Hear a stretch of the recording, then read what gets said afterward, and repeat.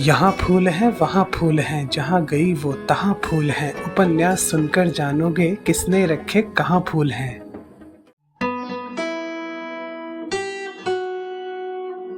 Can I hold your hand?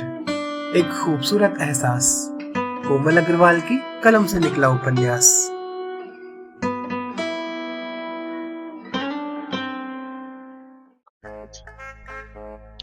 आओ crime master Gogo, आया हूँ तो कुछ तो लेके जाऊंगा। अब बाकी के पास 11 बुके। आओ एक तो लेके जाऊंगा। डाक की चिक्की। देखा, इन्हें भी पता है कि पाखी के पास 11 बुके हैं। क्या आप जानते हैं? नहीं? तो जाइए पिछला भाग सुनकर आइए, और जिन्होंने सुन लिया है वो सुनिए भाग 113 कोमल अग्रवाल के साथ। तुम सब लोगों का होते हुए कोई हमारा रॉयल विला में तोड़फोड़ करे और हमारा जान से भी प्यारा सिस्टर पर जानलेवा हमला करे तो लानत है हडसन पर। किस बात का हजारों रुपया उड़ाता है हम तुम सब पर। हडसन गुस्से के मारे चीख रहा था। मार्था उसके पास बैठी थी और रात का किस्सा उसने अपने भाई से कह सुनाया था। अगर हम शहर में होता तो किसी का मजाल नहीं था हमारा प्रॉपर्टी का तरफ देखने का। I want to know who is that bastard। उसने अपने सामने खड़े अपने खास आदमी से कहा, चीफ गिव मी टाइम, मैं आपके कदमों में उसको घसीट कर लाऊंगा, फिर आप उसके लिए जो हुक्म करेंगे वही किया जाएगा। वॉल्टर नाम के उस आदमी ने सख्ती से कहा, उस रास्कल को तो हमारा सिस पनिश करेगा। हडसन ने मार्था को प्यार से दुलारते हुए कहा। वॉल्टर बाहर चला गया और उसके पीछे पीछे सारे गुर्गे भी। अब उस कक्ष में बचे थे रवि, हडसन और मार्था। बॉब, तुम कितना अच्छा है, कितना प्यार करता है हमको। अगर तुम्हारी जगह हमारा। मार्था हडसन के गले से लग गई। बस बस, आगे कुछ बोलने का जरूरत नहीं है। हम तुम्हारा वास्ते अपना जान भी दे सकता है। डैडी को हमने प्रॉमिस किया था कि उनका बाद हम तुम्हारा ख्याल रखेगा। अगर तुमको कुछ हो गया तो उस प्रॉमिस का क्या होगा? हडसन गंभीरता से बोला। दोनों भाई बहन को ऐसे सेंटिमेंटल होता देख रवि ने भी पास भी कहा, मार्था तुम अकेली नहीं हो, मैं तुम्हारे साथ हूँ, और ये जो कोई भी है मैं उसे कुत्तों की मौत मारूंगा। इतना जल्दी जोश में मत आया करो रवि, तुम्हारा एक गलत कदम उस इंस्पेक्टर को इनविटेशन दे सकता है। कैसीनो में दोबारा रेड नहीं पड़ना चाहिए। Do you understand? हडसन ने रवि को वार्न किया। यस रवि, बॉब बिल्कुल ठीक बोल रहे हैं, ये आखिर कैसीनो की रेपो का सवाल है। मार्था ने भी अपने भाई हडसन का पक्ष लिया। तो फिर ठीक है, इस मामले को बॉब हैंडल करेंगे और मैं ड्रग्स की सप्लाई का काम देखूंगा, पर जो तुम्हें नुकसान पहुंचाने की सोचेगा मैं उसे जिंदा नहीं छोड़ूंगा। रवि फिर आग बबूला होने लगा। Not again, darling. Just chill and tell me what to wear for the party. Martha अदाएं दिखाती हुई बोली। तुम लोग कहीं जा रहे हो? हडसन ने सिगरेट जलाते हुए पूछा। Your guess is right, Bob. Today is a special day for my darling. उसी को सेलिब्रेट करने जा रहे हैं हम hotel Galaxy. Well done, Ravi.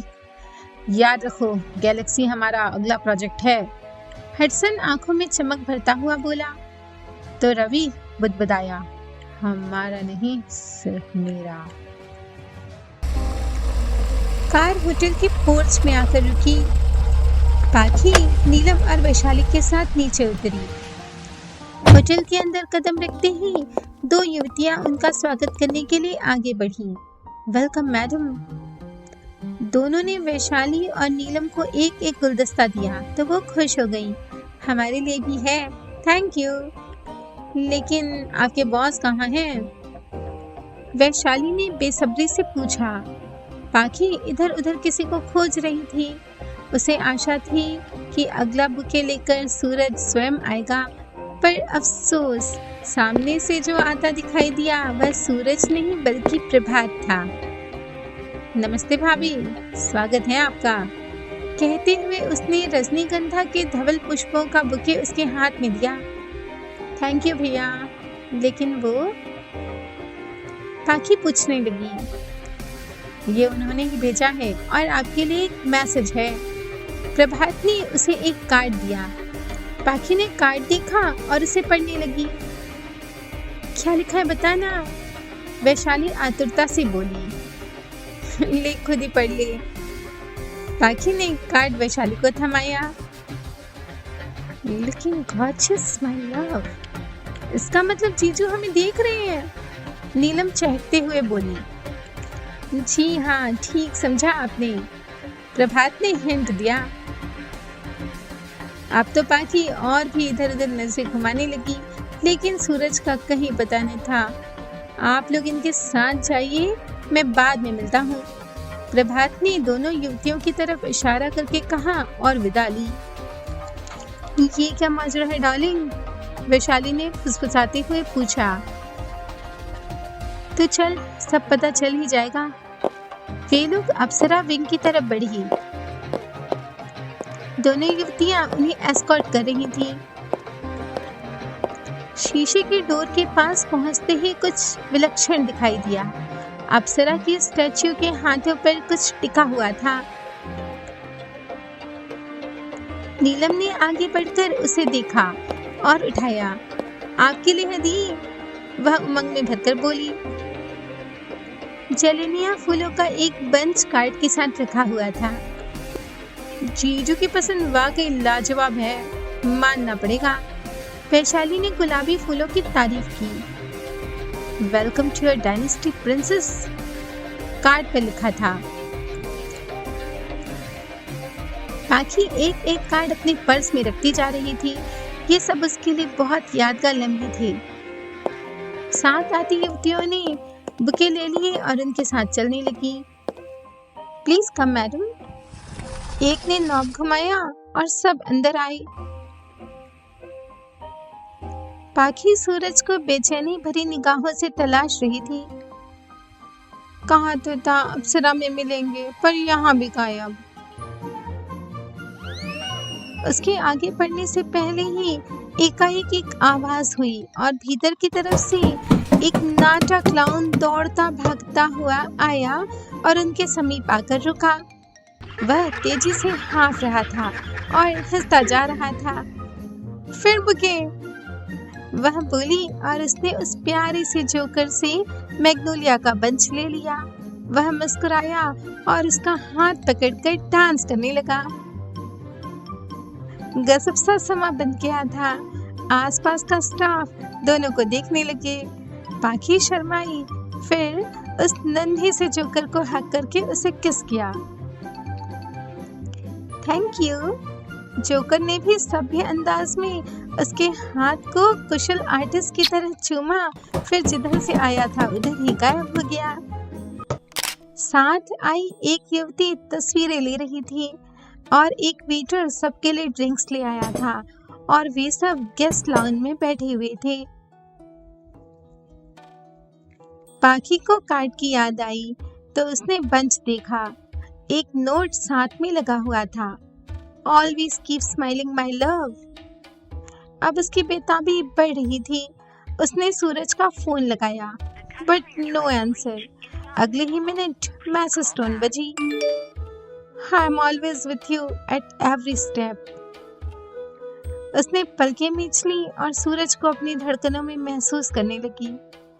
दी तो गई काम से, नीलम ने वैशाली के कान में फुसफुसाते हुए कहा और मंजीत को फोन करके ये सारा बुके पुराण सुनाने लगी। हरीश तो सो रहे होंगे, नहीं तो अभी उन्हें बताती कि प्यार क्या होता है, वैशाली ने पाखी से कहा। अब क्या करें यार, पाखी सोचने लगी। तभी दोनों युवतियां उनके पास आई। आइए चलें। सब उठ खड़ी हुई और उनके साथ चली। आप दोनों का क्या नाम है? पाखी ने पूछा। जी madam, I am Yana. Yana Braganza, and I'm Grace D'Souza. आप लोग टॉप फ्लोर पर जाइए, सर वहीं मिलेंगे। पाखी ने सुना तो राहत की सांस ली। तीनों सहेलियां जैसे ही लिफ्ट में दाखिल हुई, स्विच के पास एक हैंगिंग बुके नजर आया। हद कर दी आपने, हद कर दी आपने, वैशाली गाने लगी। सच में वैशाली ने बुके उतारा और कार्ड देखने लगी। इस बार मैरीगोल्ड के येलो फ्लावर्स थे। See you at the breakfast table. Thank God. Lift से उतरकर वे सब टॉप फ्लोर पर पहुंच गई थीं। यहाँ पर वह पहले कभी नहीं आई थीं। कुछ स्टाफ वर्दियों में घूम रहे थे और अपने कामों में लगे हुए थे। तभी एक जानी पहचानी आवाज सुनाई दी। हाय। रोजी तेजी से कदम बढ़ाती हुई उनके पास चली आई। सबने खुशी जाहिर की। तभी एक स्टाफ वहां पर आया। Good morning ma'am, for you. पाखी ने उसके हाथ से बुके लिया और देखने लगी। फ्लावर्स की मलिका को फ्लावर्स का तोहफा। कैसा लगा? रोजी ने चंपा के दुरंगे फूलों की तरफ संकेत करके पूछा। बहुत प्यारे हैं, उन्हें कह देना। पाखी प्यार से बोली। आसपास से गुजरते होटल के कर्मचारी अपनी मैडम को देखकर विनम्र मुस्कान दे रहे थे और एक एक कर सब उसे अभिवादन कर रहे थे। सबके अभिवादन का उत्तर देती हुई पाखी कॉरिडोर से होती हुई अतिथियों के बने विशेष लाउंज में सबके साथ आई, जहां से हिमालय के हरे भरे पर्वत दिख पड़ते थे। लाउंज क्या था? एक तरह से टेरेस गार्डन ही था। चारों तरफ हरियाली और रंग बिरंगे फूलों का साम्राज्य बिखरा हुआ था। ओए होए, ये तो स्वर्ग है, नीलम के मुंह से निकला। एक चित्रकार अपनी तुलिका को रंगों में डुबोता पहाड़ी सौंदर्य को कैनवस पर उतार रहा था। देखने में वह हबशी लग रहा था। यार, लगता है ये तो कोई प्रोफेशनल पेंटर है, वैशाली ने तस्वीर देखकर कहा। तभी तो इतनी अद्भुत बनी है। पाखी ने भी प्रशंसा की। पेंटिंग जितनी सुंदर है ना, उतना ही ये बनाने वाला बदसूरत है, वैशाली ने फुसफुसा कर कहा। पागल, अगर सुन गया तो? पाखी ने उसे डांटा। इसे हिंदी थोड़ी आती होगी, विदेशी नहीं लगता तुझे? वैशाली की ऐसी बातें सुनकर आर्टिस्ट मुस्कुराया। आप गलत हैं, मैं हिंदी बोल सकता हूँ। उसकी हिंदी सुन तो वैशाली पानी पानी हो गई। देखा, सबको अपने जैसा समझती है तू तो। पाखी ने उसका मजाक उड़ाया। माफ कीजिए, मेरी सखी ने मजाक किया था, उसने बात संभाली। कोई बात नहीं, भारत हमको अच्छा लगता। Beautiful country, beautiful people. चित्रकार ने वैशाली की तरफ मुग्ध दृष्टि से देखा तो वह उसकी तरफ देखकर मुंह पिचकाने लगी। अच्छा लगता, my foot. We must say mister artist, your painting reflects the real beauty of our country. Pakhi ने प्रशंसा भरे शब्द कहे। Thanks for your encouraging words young lady. By the way, I am Nicholas from France. नमस्ते। उसने परिचय के आदान प्रदान के लिए अपना हाथ आगे बढ़ाया और पाखी ने हाथ जोड़ दिए। जी नमस्ते। वैशाली और नीलम एक साथ ठठाकर हंस पड़ी। ओके, सी मिस्टर निकोलस। वैशाली ने उसी के अंदाज में पीछा छुड़ाने की मंशा से कहा। रोजी पहले ही सामने की एक गोल मेज के पास जाकर रुक गई थी। सब उसके पास पहुंचे तो पाखी ने देखा मेज पर पहले से ही एक बुके रखा हुआ है। जरूर ये मेरे लिए है, उसने कहा। आंख में चौली बंद कीजिए जनाब। उसने तुरंत फोन पर संदेश भेजा। तड़प हम भी रहे हैं मेरी जान। सूरज का संदेश आया। नरगिस के फूलों को अपनी गोद में रखकर वह कुछ खोजने लगी। तभी एक वेट्रेस वहां यूनिफॉर्म में आई। उसके हाथ में एक ट्रे थी। जिस पर एक चाबी और एक नोट था। पाखी ने चाबी देखी, उस पर लिखा था 030। वह मुस्कुराई। नीलम और वैशाली उलझन में पड़े चाबी को देख रहे थे। ये क्या रूम नंबर है? शायद, उसने उत्तर दिया। रोजी ब्रेकफास्ट मेन्यू लेकर आई और सबकी पसंद पूछने लगी। मैं तो डाइटिंग कर रही हूँ, वैशाली ने कहा। So only fruits. नीलम ने आलू के पराठे खाने थे, ये उसके फेवरेट जो थे, एंड योगर्ट, उसने कहा। मैं भी इसी तरह का कुछ, टोस्ट वगैरह, पाखी बोली। क्या लिखा है कार्ड पर? रोजी के जाने के बाद वैशाली ने पूछा। पाखी ने नीलम की नजर बचाकर उसे कार्ड दिखाया। Oh my God, get ready for the second honeymoon, उसने इतनी जोर से कहा कि नीलम ने सुन लिया। किसका हनीमून? ले, इसने भी सुन लिया। तेरा और किसका? वैशाली ने उसे छेड़ा। मेरी तो उनको माई भी नहीं हुई, नीलम रोनी सूरत बनाकर बोली। तय हो जाएगी कड़िए, ठंड रख ठंड। एक सरदार जी तभी उन लोगों के पास आते हुए बोले। एक बड़ी सी पगड़ी और चेहरे पर दाढ़ी मूछ, मगर आवाज जानी पहचानी सी लग रही थी।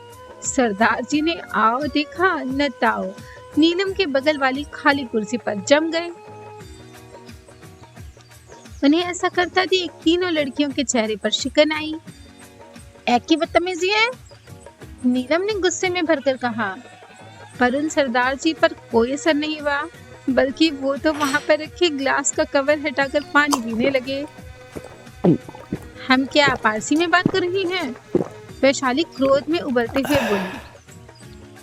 पाखी ध्यान से उन्हें देख रही थी और उसे कुछ समझ में आ रहा था। तुझसे भी कुछ कहना चाहते हो? तभी सरदार जी ने पाखी की तरफ देखते हुए रहस्यमय अंदाज में पूछा। ये कुछ कहे ना कहे, पर मैं तो जरूर कहूंगा, वो भी अपने श्रोताओं से। यहाँ तक सुन लिया है तो लाइक कमेंट जरूर कीजिए, शेयर करके इसे जन जन तक पहुंचाइए, चैनल सब्सक्राइब करके घंटी का आइकन दबाइए और अगले भाग की अपडेट तुरंत पाइए। बने रहिए कनेक्टिंग ड्रीम्स के साथ, जो दे सपनों को पंख।